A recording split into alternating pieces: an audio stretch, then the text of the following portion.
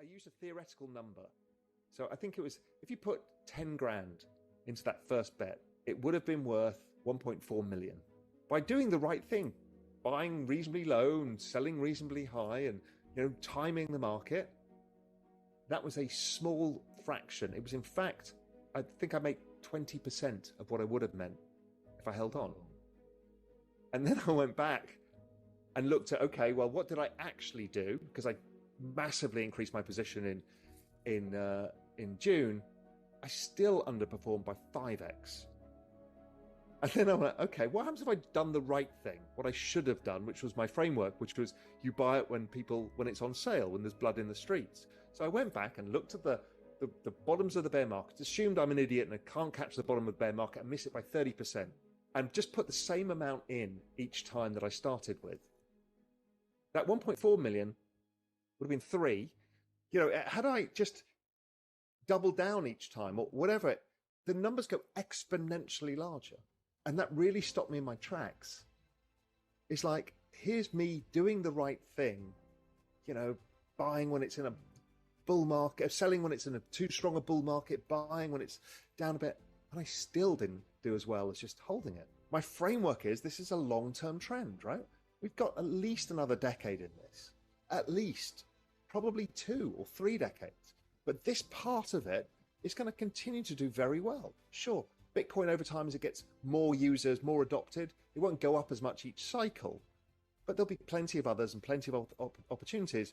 So what we should be doing is using this, thinking of the money you've put in as your retirement money and writing it off. And then just adding, if you've got money in a bear market. Now, the problem is most of us don't in a recession. But a friend of mine taught me very early on, he said, Raoul, there's a key thing I've learned is he who has cash in a recession is king. So that's that combination of income and opportunity. You've got income, you've got some cash, and now everything's on fire sale prices. You're the king. Prices rising, inflation, is evil for our savings because the dollar in your bank account is worth less in a year's time. It's currently worth 8% less, which is quite a lot. And so it's this weird situation where we have to take the pain. We're told we can't buy as much and we're forced into it by rising our mortgage costs and our food costs and all of this stuff. Things will slow down, people will be put out of jobs a bit, that kind of stuff. And then the overall demand in the economy comes down and prices come down. So we're all collectively taking the pain for this inflation that was created out of a whole bunch of different things, from the pandemic through to supply chain issues, through to underinvestment in commodities, through to the shift to green energy. All of these things have created this moment in time, which is tricky. And, if we relate it to, for example, the crypto market, so why did crypto stop going up? Well, it was macroeconomic factors, and people are like, well, what's that got to do with crypto? Well, really simple is it's a retail-based market. And about sometime last year, prices started to rise. And so people could afford to dollar cost average less. So then there's less demand for crypto and the price of crypto falls. It's as simple as that. We know that the global economy is splitting regionally. There's a bunch of, let's go back. The US dollar, the US economy is 25% of the world economy. It's, as we said, a huge amount of the world debt. It's 100% of GDP in debt. The real problem is 80% of all trade transactions on Earth are in dollars. So the US is 25% of the economy, but dictates 87% of everything else that happens. When the dollar goes up, the dollar goes down, everybody pays the price. If the dollar interest rates go up, everybody pays the price. And everyone's kind of had enough of it. It was known as the global reserve currency, but it's too big as a percentage of the global economy. In China, Europe, everybody said, we need to change this. And obviously, having control over money is power. So the Chinese want to create regional power. And that will happen. There's virtually no way we can stop it. I think we have a tendency to look at everything through Western eyes. What it is a change of the global order system. There's a great book called The Fourth Turning. I think I've recommended it before. Everybody should read it. This is The Fourth Turning. It's exactly what's happening. And that's not like geopolitical doom and gloom. It's actually driven by demographics and the changes and the opportunities and the threats that happen over it. But what we're doing is we're moving away from an old system into a new system.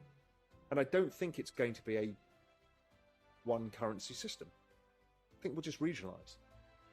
Is that the end of the world? No, we've been to many times in worlds like this before. So people think of it as cataclysmic because it's changed from what we know. But really, is somebody in Indonesia better or worse off if they don't use the US dollar? Better off. You know, are they better to borrow and lend money with their main trading partner, which would be China? Better off. So it's going to happen. And it's just splitting apart. Now, does it end up in 2 economic zones or 3? Or does somebody try and build an alliance of a globalized currency, which is something that's been talked about, the Bancor idea, something that better reflects global trade? Maybe too.